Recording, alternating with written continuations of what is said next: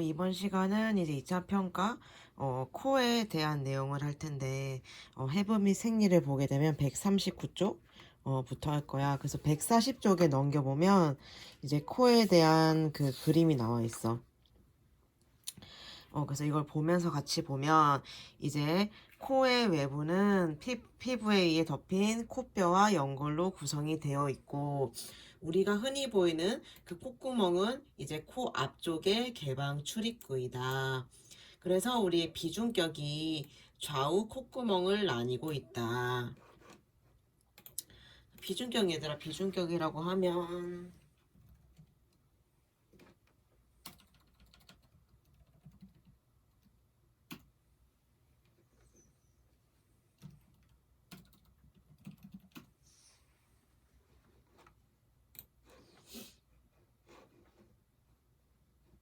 정면에서 보면 여기 우리 흔히 콧등이라고 하지 얘들아. 여기가 비중격이야. 그래서 이 비중격에 의해서 좌우 콧구멍으로 이렇게 나뉘게 된다는 말이야. 그래서 보면 이제 비중격은 좌우 콧구멍을 나누고 있다. 그리고 코 선반 혹은 조가비는 코 안쪽 면에 있는 코뼈 융기선이다 해서 우리 책에 보면은 이제 나와 있어. 코 선반 보이지 여기? 코 선반에서 이렇게 나뉘어져 있어. 그리고 이제 코 선반의 역할을 보면 코 선반은 흡입된 공기를 정화하고 따뜻하게 데우고 습하게 하기 위해서 와류를 형성한다. 그리고 거친 코털, 코 선반, 혈관 분포가 많은 점액을 생산하는 점막은 호흡기계 여가 체계의 시작점을 형성한다 해서 코의 기능에 대해서 나와 있어. 그래서 우리 코에 관련된 영상 하나를 먼저 볼게.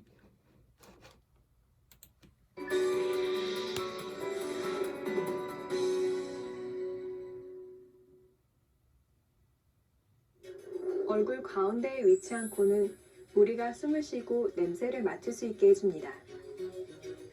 그런데 감기에 걸려 콧물이 나거나 비염이 심할 경우 맛까지 느끼지 못하는 경우가 있는데요. 그 이유는 미각에 후각이 더해져야만 비로소 풍성한 맛을 느낄 수 있기 때문입니다.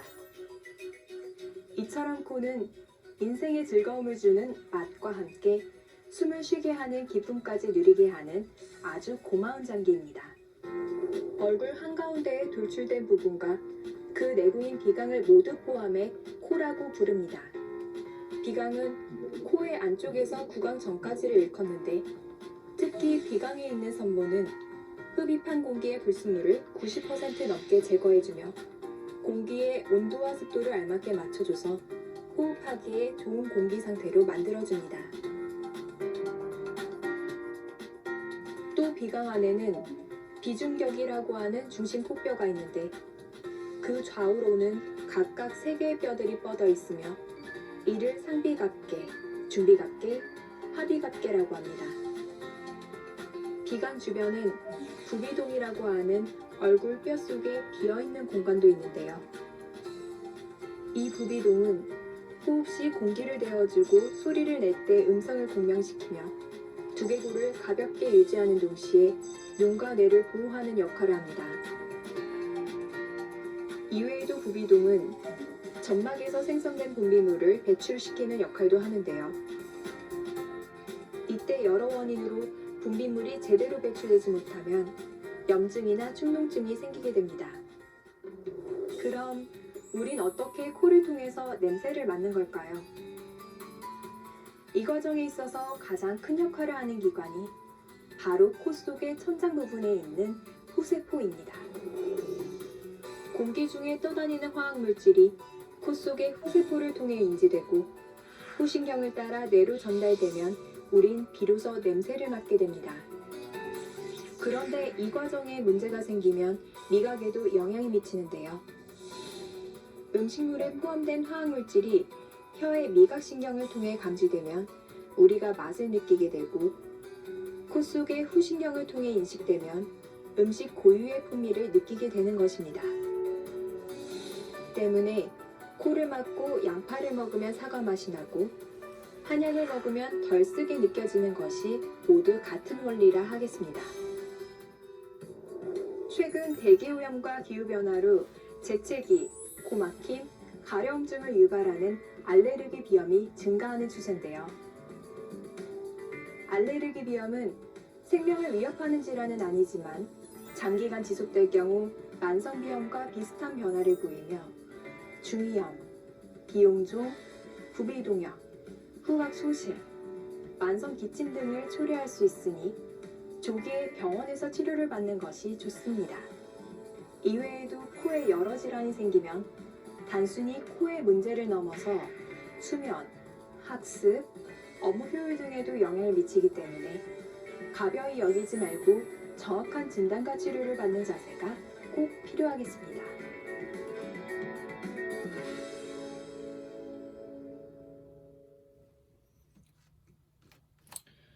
그래서 코에 대한 이제 간단한 영상을 받고 다시 책으로 넘어가서 보면 이제 점막은 이제 내부 호흡기 계통을 습하게 하도록 점액을 생산하는 샘과 세포들로 구성이 되어 있다. 그래서 우리 코의 격골에도 얘들아 종류가 있어.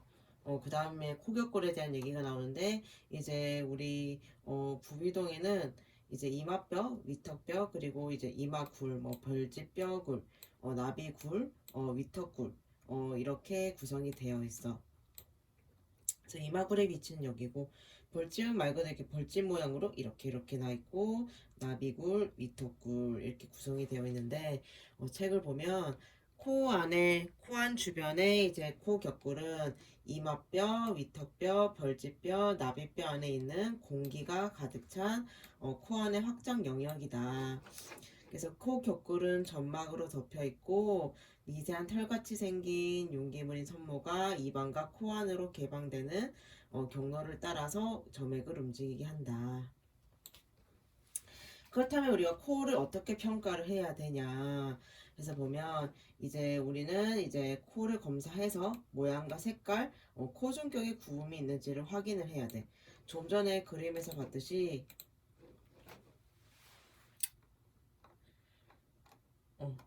코 중격이라 하면 이렇게 정상적으로 중격이 있어야 되는데 이렇게 휘어질 수도 있지 환자가. 그래서 우리가 이렇게 휘어짐이 있는지를 딱 코를 보고 만져보기도 해야 돼. 그래서 우리 책 141쪽에 보면 코를 어떻게 평가를 하고 검진을 하는지에 대해서 나와 있어. 코 바깥쪽을 촉진을 해서 환자가 통증을 느끼는지도 봐야 되고 동시에 코 중격이 변형이 있는지도 봐야 돼. 그래서 코 내부로 시진을 할 수가 있고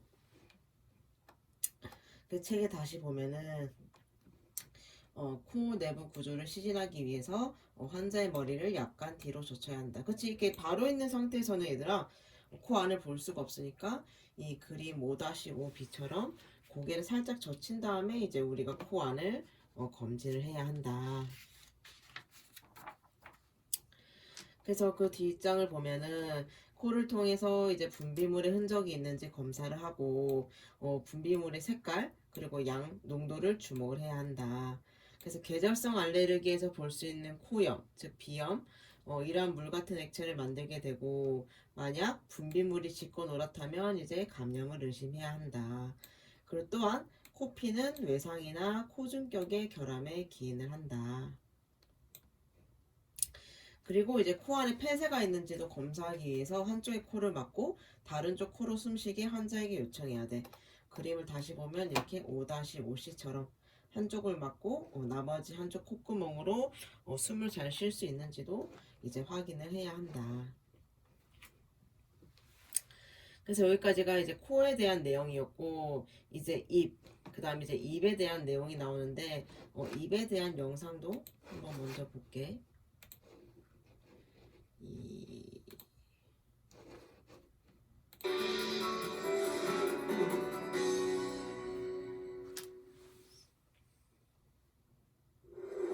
사람은 태어나 성인이 될 때까지 여러 단계의 성격 발달 단계를 거칩니다. 그중 가장 첫 번째 단계가 바로 구강기인데요. 이때는 모든 것을 입으로 가져가 탐색함으로써 심리적 안정과 즐거움을 느끼게 됩니다. 씹고 맛보고 의사소통함으로써 몸과 마음을 키우는데 중요한 역할을 하는 입. 입은 우리 몸의 다른 부분에 비해 그 기능과 감각이 가장 많이 발달한 부위이기도 합니다. 입술부터 목구멍 안쪽까지 일컫는 입은 입술, 잇몸, 치아, 혀, 목젖, 인두 등을 모두 아우르는데요. 입이 하는 여러 기능 중에 가장 대표적인 것은 바로 소화 기능입니다. 입속으로 음식물이 들어오면 치아가 음식을 씹어 잘게 부숴주고 혀는 음식물이 침과 잘 섞일 수 있게 돕습니다. 근육 조직으로 된 혀는 음식을 섞어주고 목구멍으로 넘기는 역할을 하는데요. 이때 혀의 표면에 있는 미세한 돌기 끝의 미뢰들이 음식의 단맛, 신맛, 쓴맛, 짠맛 등을 인지해 뇌에 전달해 맛을 느끼게 해줍니다. 혀 주변의 침샘에서 분비되는 침은 음식물에 수분을 공급해 씹기 좋게 만들 뿐 아니라 음식 찌꺼기와 세균, 죽은 세포들을 씻어내주며 입안이 마르지 않게 유지하고 침 속의 아밀라즈라는 소화 요소는 직접 소화에 관여하기도 합니다. 흔히 혀에 생기는 혓바늘은 피곤하거나 과도한 스트레스 상황에 방어 능력이 떨어졌을 때 생기는 것으로 대부분 별 치료 없이 푹 쉬면 나아집니다. 입은 음식을 맛보고 소화시키는 기능 외에도 숨을 쉬게 하는 기능과 소리를 내는 기능, 입을 통해 들어오는 세균이나 바이러스로부터 우리 몸을 보호하는 기능을 합니다. 입의 가장 바깥쪽인 입술은 모세혈관이 많아 붉은색을 띠며 신경 감각이 많이 분포돼 있어서 온도나 촉각에 매우 민감하고 음식물의 섭취나 소리 내는 기능에 중요한 역할을 합니다.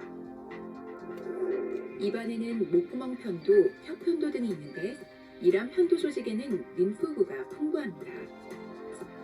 입을 통해 세균이나 바이러스 등이 들어오면 이 편도 조직이 대항해 염증 반응을 일으키게 되는데 이때 편도가 빨갛게 붓고 통증이 있을 수 있습니다. 그리고 흔히 목구멍이라 부르는 인두는 음식물이 넘어가는 통로이자 호흡 시 공기가 지나가는 길이기도 한데요. 음식을 먹지 않을 땐 후두덮개가 열려 공기가 기도로 들어가도록 하고 음식을 먹을 땐 후두덮개가 기도 입구를 막아 기도로 음식물이 들어가지 않게끔 해줍니다. 여러 일을 하는 입은 그 기능만큼이나 구조도 복잡하게 되어 있습니다. 그래서 다양한 건강 문제가 발생할 수 있는데요. 그중 하나인 구취, 즉 입냄새는 입속 건강의 지표로 사용되는 경우가 많습니다. 만약 입냄새가 심하다면 그 원인을 찾아 적절히 치료를 받아야 하는데요. 평소 잇몸이 붓고 양치 후 피가 나는 증세가 있다면 치석으로 인한 잇몸 염증일 수 있습니다. 올바른 칫솔질을 위해서는 너무 부드럽거나 단단하지 않은 칫솔을 사용하는 것이 좋으며 주기적으로 교체하는 것이 좋겠습니다. 그래서 우리가 이제 입에 대해서 간단히 영상을 봤고 다시 책으로 가서 이제 설명을 보게 되면 입술은 입의 출입구를 형성하고 말하는데 뚜렷하게 발음하는 역할을 수행을 한다. 그래서 입은 혀, 잇몸, 치아로 이제 이루어져 있다. 그래서 우리가 입천장 또한 보면은 이제 단단 입천장이랑 이제 물렁 입천장으로 나뉠 수가 있어. 책에 한번 우리 다시 142쪽에 가면 여기 보면 입천장도 단단 입천장이랑 여기 물렁 입천장 우리 이렇게 구분이 지어져 있어. 그래서 이제 보면은 그리고 그래서 다시 보면 입천장은 단단 입천장과 물렁 입천장으로 의해서 형성이 된다. 그리고 목젖은 입의 뒤쪽에 있는 물렁 입천장의 반도 모양의 확장 영역이다. 그리고 또한 우리가 귀밑샘, 턱밑샘, 혀밑샘이 있어. 여기 그림을 보면 이쪽으로 해서 이제 귀밑샘, 혀밑샘, 턱밑샘들이 이렇게 샘들이 총 있는데 여기에 대한 설명을 보면 이제 귀밑샘은 귀 바로 아래에 있고, 그치? 그림을 볼래? 귀밑샘은 귀 바로 아래 밑에 있어. 귀 바로 밑에 있는 게 귀밑샘이다. 그리고 턱밑샘은 아래 턱뼈 바로 아래 있으며 이는 소화효소와 침을 입안으로 분비한다. 턱밑샘 한번 볼까? 턱밑샘? 그치, 여기 아래 턱뼈 바로 밑에 있다. 그리고 혀밑샘은 이제 혀 바로 아래에서 효소를 분비한다. 그래서 이렇게 샘들도 세 가지가 있다. 그래서 혀는 커다랗고 움직일 수 있는 근육으로 점막에 의해 덮여 있으며 많은 기능을 수행하게 되는데, 그 다음에 기능을 보면 혀는 치아 위에 음식물이 유지될 수 있도록 하여 씹는 것을 돕고, 입 인두로 음식을 이동시켜서 연화를 돕는다. 또한 맛봉오리를 포함하고 있어 말할 때 단어를 형성하는 데 필수적인 역할을 한다. 그렇다면 우리 맛봉오리에 대해서 간단히 또 영상을 하나 보게 되면,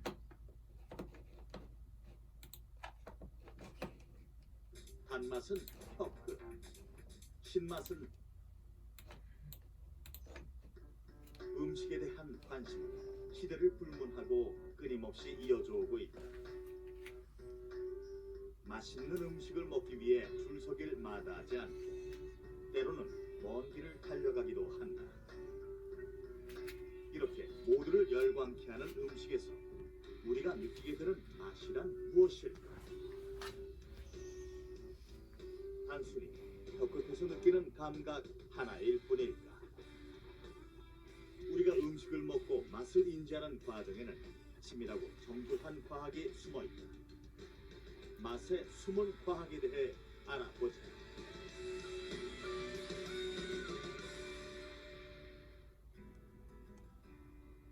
음식은 우리 삶에서 뗄 수 없는 중요한 관계다. 우리 삶의 희노애락을 닿고 인류의 역사와 함께 시작되어 지금까지 함께 해왔다. 우리는 하루하루 음식을 섭취하면서 우리 몸에 에너지를 공급받는 것은 물론이고 음식이 가진 고유의 맛을 통해 우리 몸의 신체적, 정신적 안정감을 얻기도 한다. 그리고 때론 음식을 맛이 있다, 맛이 없다라고 평가하기도 한다. 그렇다면 우리가 이야기하는 이 맛이란 무엇일까? 사람들은 흔히 이제 음식을 먹었을 때 느끼는 감각을 맛이라고 생각하고 있는데요. 입을 통해서 느끼게 되는 맛은 진짜 우리가 느끼는 맛의 10% 정도밖에 생각 못할 겁니다. 그러니까 맛은 음식을 먹게 됐을 때 느끼는 즐거움의 총합, 그게 뭐 코로 맡는 냄새였든 시각적인 면이든 자기가 갖고 있던 기억이든 추억이든 모든 게 결합해 가지고 있는 그 음식을 통해 느끼게 되는 즐거움의 총합이지 입에 느끼는 맛으로는 설명하기가 너무 미흡합니다. 무엇보다 맛은 인류의 생명을 유지하기 위한 필수적인 생명 현상이다. 몸 밖에서 들어오는 식품이라는 외부 정보가 우리 몸에 필요한 것인지, 부패하거나 독이 있어 몸 안으로 받아들여서는 안 되는 것인지 구분할 수 있어야만 생명을 이어갈 수 있다. 바로 이 외부 정보를 판단하는 우리 몸의 최전방에 발달된 감각이 맛을 보는 미각이다. 또한 인류는 불을 사용하면서 다양한 조리법을 개발해 맛의 폭을 넓혔다. 이로 인해 음식을 선택할 때 있어 맛은 중요한 기준이 되었다. 그러나 기본적으로 우리가 느끼는 맛은 단 몇 가지로 나누어진다. 맛은 5가지가 있습니다. 물론 5가지 이상이 될 수 있지만 실제로는 단맛, 짠맛, 신맛, 쓴맛, 감칠맛으로 다 설명이 되고 그 종류의 수용체만 확인이 됐어요.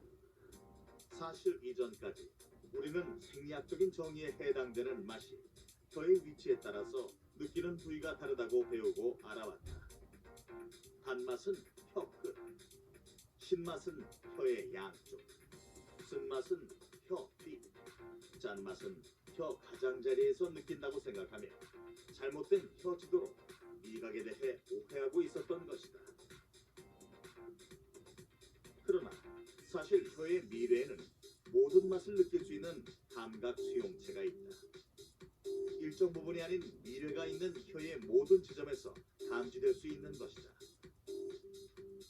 맛물질이 혀나 입천장 안쪽에 분포하는 미래 속의 맛세포에 수용되면서 생기는 신호를 맛세포에 연결된 미각신경을 통해 미각중추에 전달되는 과정을 거치며 단맛, 쓴맛, 신맛, 초각성을 느끼게 되는 것이다. 그런데 입안에서 느끼는 맛에 우리가 흔히 알고 있는 매운맛은 포함되지 않는다. 매운맛은 사실 맛이 아니라 자극이다. 고춧가루나 후추 같은 향신료 성분의 매운맛은 온도나 통증, 촉각 등을 느끼는 감각신경에 의해 전달되기 때문에 그 특유의 화끈화끈한 감각이나 시원한 감각이 생기게 되는 것이다. 매운 고추나 마늘을 손으로 다듬으면 손의 촉각과 후각을 자극해 맵고 아픈 것도 이러한 이유다.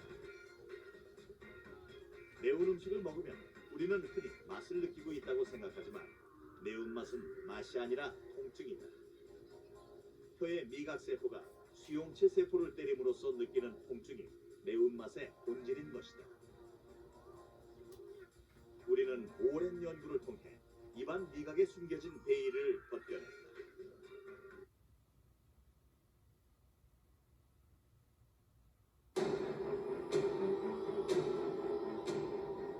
뭐호라, 이거 참 영광이군요.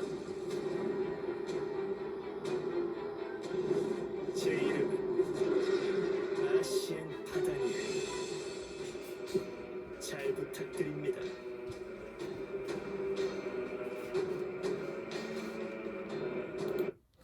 단지 맛을 보는 미각이 아닌 과학적인 측면에서 미각을 연구해 나가야 할 필요가 있다.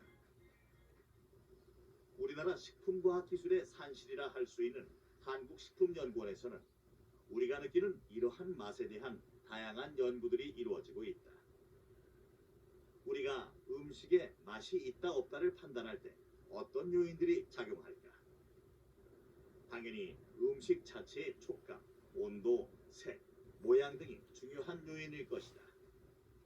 그리고 배고픈 정도나 개인적인 경험 또한 음식의 맛을 결정짓는데 중요한 요인이 된다. 그러나 이러한 다양한 요소 중 가장 중요한 것은 두말할 나위 없이 맛이다. 우리가 음식을 먹고 맛을 이야기할 때 그 시작점이 되는 것은 바로 입이다. 우리가 짜거나 단 음식을 먹었을 때 우리의 입안에서 어떠한 과정을 거쳐 그 맛을 인지하게 되는 것일까? 생리학적으로 정의되는 맛은 혀나 입천장 안쪽에 분포하는 미래 속의 맛세포를 통해 느껴지는 것을 말한다. 그래서 우리가 음식을 먹게 되면 음식 속에 있는 맛 물질이 수용체에 반응해서 결국은 맛을 느끼게 되는 것이다. 이는 간단한 실험을 통해서도 확인할 수 있다. 미래에 있는 맛 수용체를 뽑아내 형광 물질을 넣는다. 이때 맛 수용체가 맛 물질에 반응하여 세포 내에 칼슘 이온이 증가하게 되면 형광 물질이 반응하게 된다.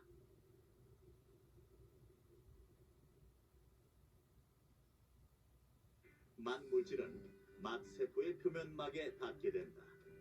맛세포 표면막에는 이온 통로가 존재하여 각 맛물질에 맞는 맛세포 활동을 유발시킨다. 맛세포 활동은 미각신경에 신호를 보내고 이 신호가 맛 정보로서 중추신경에 보내진다. 그러면 맛 중추에서 달다, 짜다, 쓰다 등으로 알아차리게 되는 것이다. 5가지 맛들은 단맛, 신맛 모두 다 맛세포에서 느껴지는 거, 감지되는 거, 그거는 맞습니다. 그거는 동일합니다. 그렇지만 단맛, 그 다음에 쓴맛, 그 다음에 그 감칠맛은 각각 그 맛을 내는 물질만을 특이적으로 결합하는 수용체가 별도로 별개로 존재를 합니다. 그리고 신맛하고 짠맛은 맛 수용체가 아니라 맛세포 표면에 발현된 이온 채널을 통해서 그 나트륨 이온이나 프로톤 이온이 직접 맛세포 내로 들어가게 됩니다. 그래서 맛을 감지하는 경로가 조금 다르죠, 서로 맛에 따라서. 대표적으로 짠맛을 느끼는 과정에 대해 알아보자. 짠맛을 대표하는 소금. 소금은 요리에 있어서 절대적인 요소라 할 수 있다. 소금은 일반적으로 염화나트륨을 말한다. 나트륨은 우리 몸의 체액을 구성하는데 없어서는 안 돼 필수 요소다. 우리 몸의 모든 세포는 이 체액에 담겨져 있는데 이 체액은 모든 생명 활동의 기본이 된다. 우리 몸은 체액의 나트륨 이온 농도를 유지하기 위해 나트륨이 있는 음식을 찾게 되는 것이다. 짠맛의 미각은 우리 몸의 생존을 위해 꼭 필요한 나트륨이 어디에 있는지 감지하는 센서로서 매우 중요한 역할을 하고 있는 것이다. 그러나 한국인의 경우 자극적인 음식을 즐기는 식습관의 특성상 나트륨을 과다 섭취하게 되는 경우가 많아 건강상의 문제를 불러일으킬 수 있다. 때문에 한국식품연구원에서는 나트륨을 함유하지 않으면서 짠맛을 증가시키는 물질이 우리나라 전통식품인 조선 간장에 존재한다는 사실을 밝혀냈다.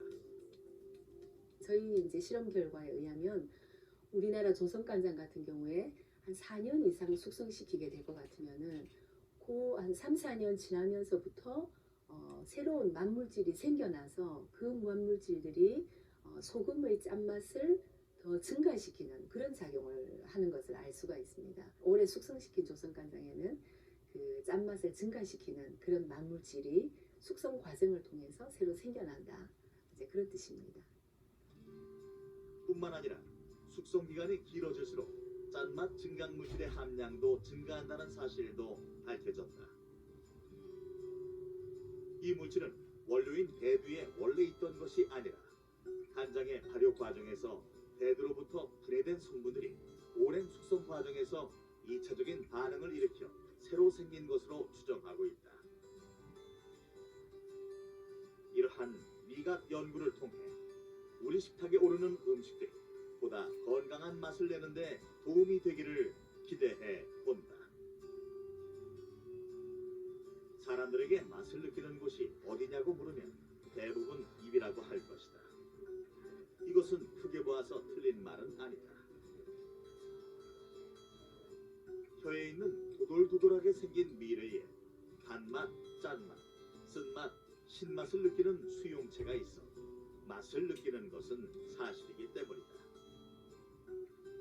그러나 우리는 혀뿐만 아니라 코로도 맛을 느낀다.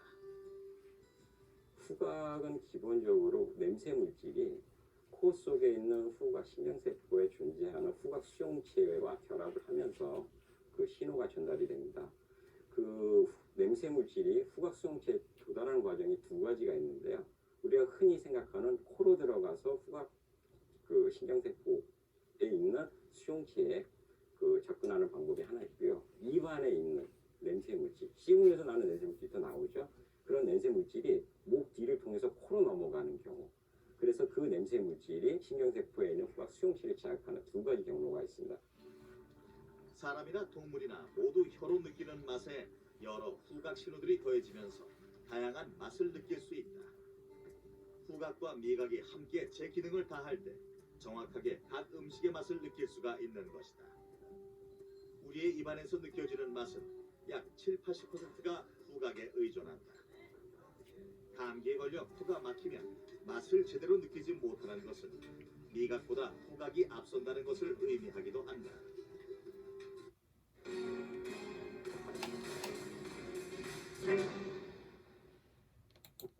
후각은 냄새 물질이 코 속에 있는 후각 신경세포에 존재하는 후각 수용체와 결합해 그 신호가 전달된다. 후각 수용체를 자극하는 신호는 보통 코 뒤에 있는 후구라는 곰 모양으로 생긴 조직으로 전달이 된다.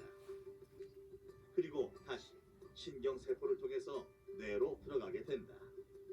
후각 수용체란 냄새가 나는 물질이 화학적 자극을 받아들여 뇌에 전달하는 세포를 의미한다. 그런데 이러한 냄새를 인지하는 후각 수용체는 코뿐만 아니라 심장동맥, 관상동맥, 혈관 내피 세포에도 존재한다. 후각 수용체 같은 경우 근육 재생에 증진을 시킨다라는 거. 그 다음에 그 피부 세포에서 그 피부 손상을 완화시키는데 좋게 해준다라는 것. 그 다음에 정자의 그 운동 또한 영향을 줍니다. 최근에는 혈관 내피 세포에서 발현되는 게 확인되었고요. 혈관 내피세포가 필요한 그 신생혈관 형성에서 되게 중요한 세포인데 그 신생혈관 형성을 후각 수용체가 증인하는 것으로 밝혀졌습니다. 후각 수용체가 비후각 조직 또는 비후각 세포에서 발현이 되고 전혀 다른 기능을 하는 것이다. 후각 수용체는 지금 유전전이 약 800개에서 1000개 정도 있다고 알려져 있다. 현재 한국식품과학연구원에서는 후각 수용체가 어떤 조직, 어떤 세포에서 존재하는지를 다양한 실험을 통해 알아내고 있다. 이를 통해 앞으로 더 많은 후각 수용체의 새로운 기능이 밝혀질 것을 기대하고 있다. 더 나아가 후각 수용체 조절을 통해 질병과 관련된 예방 및 치료에 접근할 수 있는 길이 열리길 기대해 본다. 설탕을 먹으면 단맛이 생기고 커피를 마시면 쓴맛이 생기는 것은 입안에 있는 단맛 수용체나 쓴맛 수용체가 각각의 수용체에 맞는 만물질과 결합함으로써 시작되는 감각이다. 그런데 최근에는 입이 아닌 우리 몸속에 이런 단맛, 쓴맛, 감칠맛 수용체가 존재한다는 연구 결과가 나왔다. 우리가 섭취한 음식이 장을 통과하게 되면 장에는 음식에 대한 정보인 미각을 소화와 흡수의 단계에서 지속적으로 모니터링하여 그 정보를 뇌의 시상학으로 전달하여 소화 작용과 에너지 향상성을 조절하는 장치가 있습니다. 이 장치는 장의 미각 수용체인데 장 내용물 중 미각 성분과 결합합니다.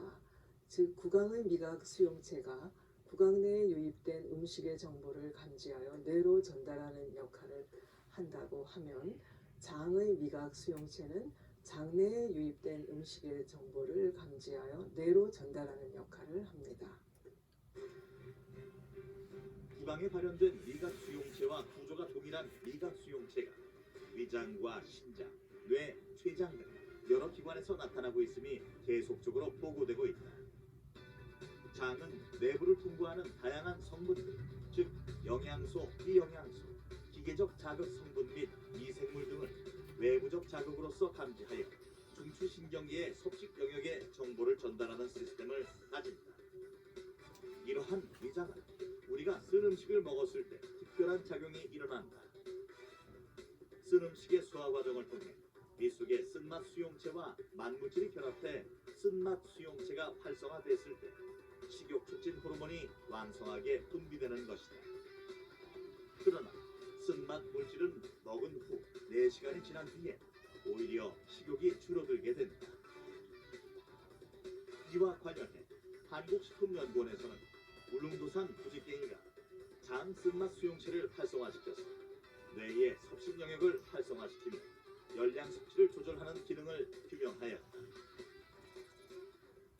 장의 쓴맛 수용체는 장에서 화학 센서의 역할을 수행하여 장 내용물의 정보를 뇌로 전달함으로써 뇌가 소화작용과 에너지 향상성을 조절하게 합니다. 봄나물의 쓴맛이 식욕을 높여 단기적으로는 식사량을 늘리지만 위의 소화 속도를 늦춰 결국 식사량을 줄이는 것이다. 왜 쓴맛 나는 음식을 먹었을 때 처음에는 식욕이 늘지만 소화 속도는 떨어질까? 아직 그 이유는 밝혀지지 않아서 더 많은 연구가 필요하다. 멀지 않은 미래에는 우리 몸속의 미각과 건강과의 관계를 좀 더 정확하고 자세하게 이해할 수 있게 되길 기대해 본다. 맛은 입안을 넘어 우리 건강을 지키기 위해 필수적으로 이해되어야 할 대상이다. 우리 몸에 숨어있는 맛의 원리를 제대로 알고 계속적인 관심을 이어가야 할 것이다.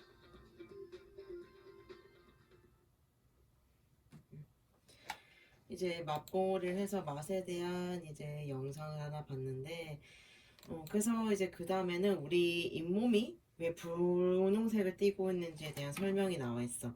그 이유가 혈관 분포가 많은 점막이 잇몸을 덮고 있어서 우리 잇몸이 분홍색을 띠고 있다. 그래서 성인은 총 32개의 치아를 정상적으로 가지고 있으며 앞니, 송곳니, 작은 어금니와 어금니를 포함하고 있다. 또 이제 인두는 세 개의 명확히 구분되는 영역으로 구성이 되어 있다고 했는데, 앞서 이제 우리가 입에 관한 영상을 보면서도 인두에 대한 얘기가 나왔어. 그 영상에서 인두가 이제 음식물의 통로이기도 하고 이제 공기의 통로이다라고 했는데, 과연 이 인두가 어디에 있는 건가 우리 인체에서. 142쪽으로 잠깐 가면 여기도 인두가 있어. 코인두 위치랑 입인두 위치랑 후두인두. 그래서 얘는 이제 호흡기계 영역이라고 할 수가 있는데, 이 인두에 대한 영상도 짧게 한번 보도록 할게.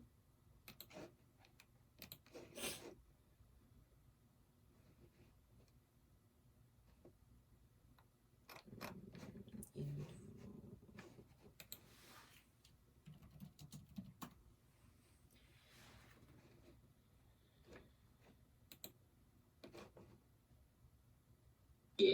기관지로 이렇게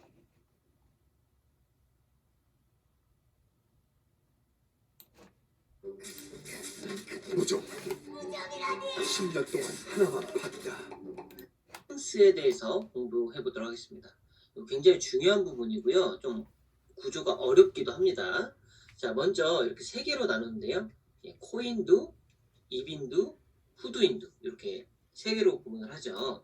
자, 그림에서 좀 잘 안 보이니까 제가 좀 더 표시를 드리면, 여기서부터 여기까지가 지금 코인두가 되겠고요.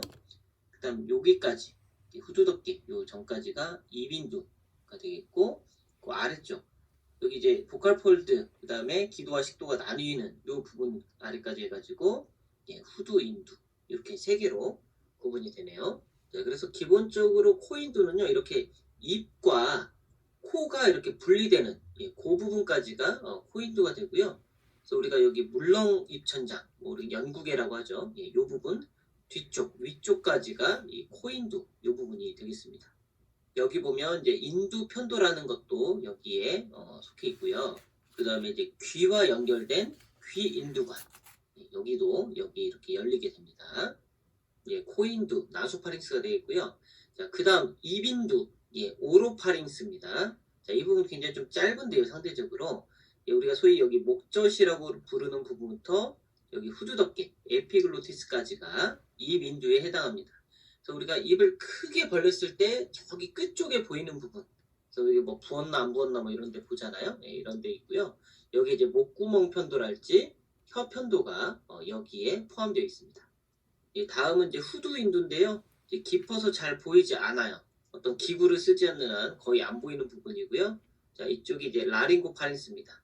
그래서 이제 후두덮개에서부터 여기 식도가 이렇게 갈리는, 여기서 이제 공기가 넘어가죠. 이 부분까지가 이제 후두인두가 되겠습니다. 그래서 이 부분이 지금 후두인두가 되겠고요.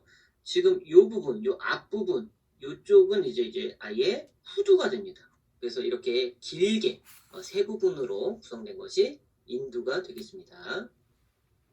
다음은 라링스, 후두입니다. 그래서 인두의 그 위치가 어디 있는지 잠깐 또 봤고,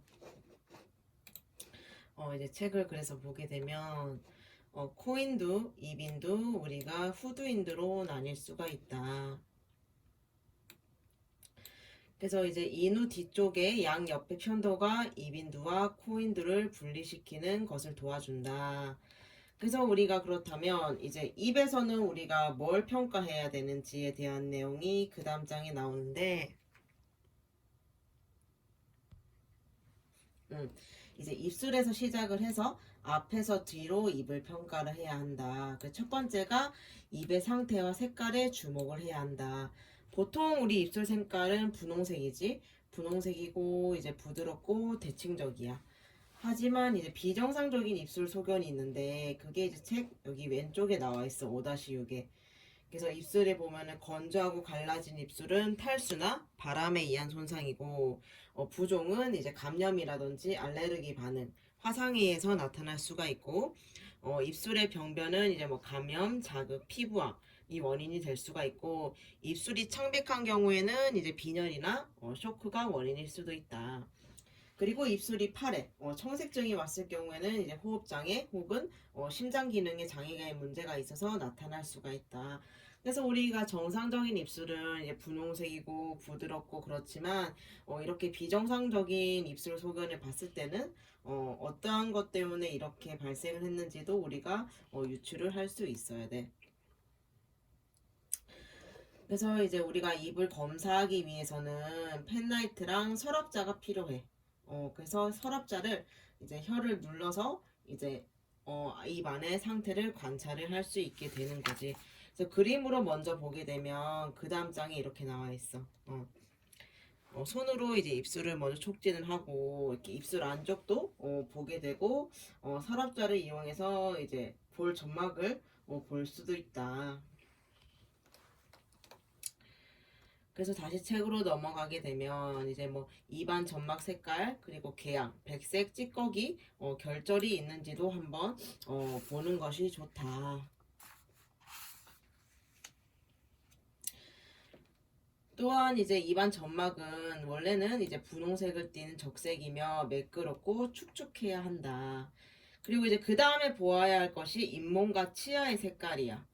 그래서 외상 환자의 경우라든지 안에서 이제 뭔가 알 수 없는 출혈이 일어난다고 하면은 이제 흔들리는 치아가 있는지도 봐야 되고 치아의 색깔, 모양, 위치도 봐야 한다. 왜냐면 외상으로 인해서 치아가 빠질 수도 있고 치아가 부러질 수도 있기 때문에 우리가 치아의 색깔, 뭐 위치, 그리고 빠지거나 흔들리는 치아가 있는지도 확인을 해야 한다. 그래서 이제 그 다음 장을 넘어가게 되면 이제 그 다음으로 우리가 또 알아야 할 것이 있어. 좀 전에 영상에서도 나왔지만 환자 입에서 어떤 냄새가 나는지 또한 우리가 주의 깊게 한번 맡아봐야 돼. 그래서 뭐 알코올 냄새가 나는지 또는 대변 냄새 또는 아세톤 냄새 또는 위장 내용물 또는 시아나물 중독 시에 쓴 아몬드 냄새가 나는지를 또 이제 잘 맡아봐야 돼. 그래서 이러한 것들이 있으면 이제 환자의 문제가 무엇인지를 이제 알 수 있게끔 중요한 실마리를 제공할 수가 있다. 그래서 만약 대변 냄새가 나게 되면 이제 장폐색이 있는 것을 의심할 수가 있고, 물론 이제 단순 충치가 있거나 또는 위장 장애가 있어도 냄새가 나지만 이제 장폐색인 경우에는 이제 대변 냄새가 난다. 그리고 이제 우리 앞에 할 때도 여러 번 말했지만 이제 당뇨성 케톤산증 환자에게서는 이제 아세톤 냄새가 날 수가 있다. 그래서 또한 환자의 입 안에서 어떤 액체나 특별한 물질이 있는지도 찾아본다. 그래서 예를 들면 이제 커피 찌꺼기 같은 물질은 상부 위장관의 출혈을 암시할 수가 있어. 그리고 분홍색이 섞인 갯땀은 이제 폐부종을 나타낼 수가 있고, 연두색이나 노란색의 점액질 갯땀은 호흡기계 간염을 의심할 수가 있다. 또한 이제 의치라든지 빠진 치아가 이제 넘어감으로써 이제 상부 기도를 막을 수 있기 때문에 이제 환자의 입안에는 뭔가가 있는지는 항상 주의를 기울여야 한다. 그래서 이제 여기까지가 우리가 입에 대한 내용이었고, 그 다음이 이제 목이야. 그 밑으로 넘어가면 이제 목이 나오는데, 목의 해보미 생리를 보게 되면 이제 목은 생명을 유지하는 구조물을 많이 수용하고 있어. 목에는 굉장히 다양한 기관들이 있거든.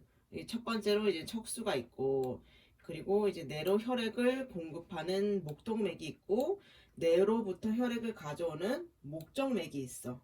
그리고 헛박까지 연결되어 있는 공기통로관인 후두랑 기관이 있고, 또 이제 위까지 연결되어 음식물을 보내는 식도도 목에 포함이 되어 있어. 그래서 되게 이것만 봤을 때는 중요한 기관들이 많단 말이야. 우리 이 목에 척수, 목동맥, 목정맥, 후두, 기관, 식도. 그렇기 때문에 목에 손상을 입어서 사망하는 경우가 되게 많아. 첫 번째로 동맥이 있기 때문에 목동맥에 손상을 입으면 과다출혈로 사망을 할 수가 있게 되고, 후두랑 기관, 식도가 있기 때문에 이제 장애를 일으킬 수도 있는 거고, 그렇기 때문에 이러한 생명과 관련된 구조물들이 어떤 심한 손상을 입으면 빠르게 악화되거나 즉사할 수가 있다. 그렇기 때문에 특별한 응급 상황에서 목 검사는 환자를 평가하는 중요 요소일 수가 있다. 그래서 앞에서 뒤까지 우리는 갑상샘, 후두, 기관, 식도 및 척추가 중앙선에 놓여 있다. 그래서 뒤에 우리 그림이 뒤에 그림 먼저 볼까? 그 다음 장에 보면 이제 목에 우리가 있는 것들이야. 엄청나게 뭔가 많지. 목동맥이 있고, 목동맥도 종류가 많아, 그치? 그리고 목정맥이 있고, 그리고 우리 왼 빗장동맥도 얘들아, 중요하지. 그리고 이제 기관이 있고, 갑상샘, 그리고 연골들이 있어. 목불뼈까지. 그래서 엄청나게 목에는 많은 기관들을 가지고 있는데, 그래서 책에 다시 넘어가게 되면 방패연골은 목 앞 중앙선에서 보이는 후두 윤기로 촉진이 가능하다. 그래서 우리 얘들 아담 샘플 많이 들어보지 않았니? 아담 샘플.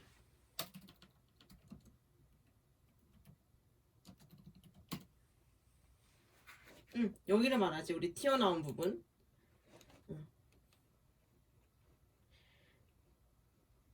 여기가 후두 윤기, 울대뼈라고 하는 아담스 애플이라고 하는 부위야. 그림으로 보면 이렇게 여기 아담스 애플이 이쪽에 위치를 하고 있다. 그래서 여기 주위에 보면은 이제 사이로이드도 있고 보컬코드 성대도 있고, 그치? 그게 다시 책으로 넘어가게 되면, 그래서 이제 거기는 촉진이 가능하고, 그치? 우리가 만질 수가 있지 얘들아. 그래서 그곳 바로 밑에는 이제 반지연골과 기관 연결고리가 있다. 그래서 반지연골 또한 어디 있는지 한번 찾아볼까 우리가?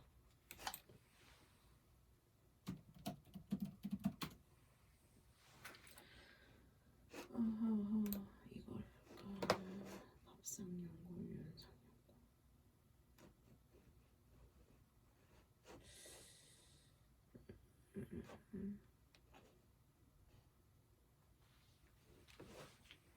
이게 제일 낫겠다. 그치. 우리 목을 후드를 확대했을 때 여기 부분이지. 여기 확대를 했을 때 여기가 윤상연골, 그리고 여기가 갑상연골. 그림 잘 안 보이네. 여기가 갑상연골, 그리고 여기가 윤상연골, 그리고 그 밑으로 이제 기관이 이어지게 되는 거야.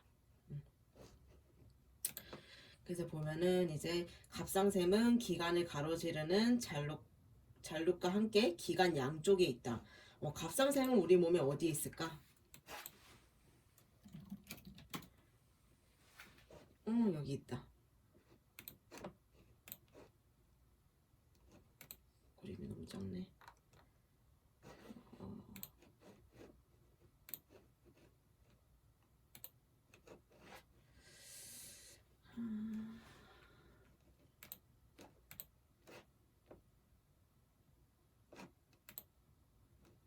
이거 보자 얘들아.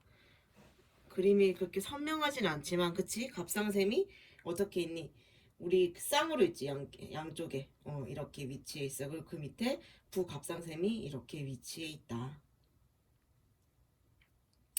책에 보면 갑상샘은 기관을 가로지르는 잔룩과 함께 기관 양쪽에 있다. 그치? 기관의 양쪽에 이렇게 갑상샘이 위치를 하고 있다.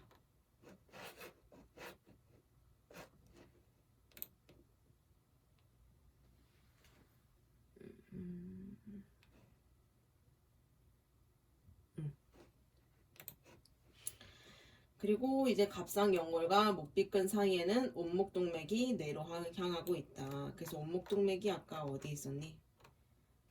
여기 온목동맥. 여기 있지. 그래서 되게 구조가 복잡하지. 그래서 책이랑 이 그림을 한번 같이 보면서 찬찬히 비교하면 될 것 같아. 그래서 우리 그 밑에 한번 그냥 같이 한번 보면, 손목정맥은 목동맥 옆에 있으며 볼 수는 없다. 손목정맥은 목동맥 옆에 있대. 손목정맥은 목동맥 옆에 있대. 그리고 박간목정맥은 목비근의 표면을 대각선으로 가로지르며 확장되거나 환자가 누워있는 경우 분명하게 관찰될 수 있다. 그리고 림프계가 또 있는데 림프계는 머리와 얼굴로부터 체액이 흐르는 것을 돕고 감염과 맞서 싸우는데 도움을 준다. 그래서 길게 연결된 림프절은 목의 양면을 따라서 귀 뒤와 턱 밑으로 지나간다. 이것 또한 그림이 그 다음 장에 있어.